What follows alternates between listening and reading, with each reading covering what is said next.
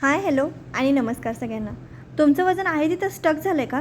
तुमचं fat loss होत नाही आहे तर हे 3 ड्रिंक्स फक्त तुमच्यासाठीच आहे. तर पहिलं ड्रिंक आहे हॉट वॉटर विथ जिंजर, म्हणजेच गरम आल्याचं पाणी. तर आल्याचं पाणी पिल्याचे फायदे काय आहेत?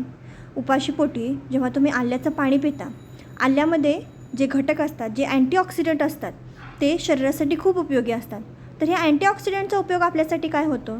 अँटीऑक्सिडंटमुळं शरीरातली विषारी द्रव्ये जी असतात ती बाहेर फेकली जातात आणि तसंच शरीराची जी सूज असते ती सूज पण कमी होते.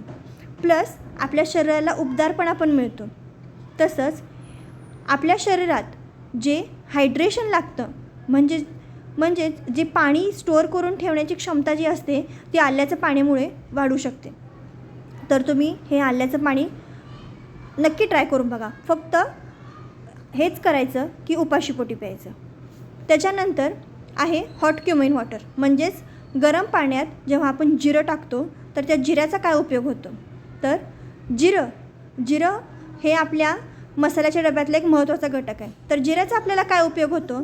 तर जिऱ्याचं पाणी पिल्यामुळं सुद्धा आपल्या शरीरातलं इन्फ्लेमेशन जे असतं, म्हणजे सूज जी असते ती, शरीराची सूज जी असते ती कमी होते.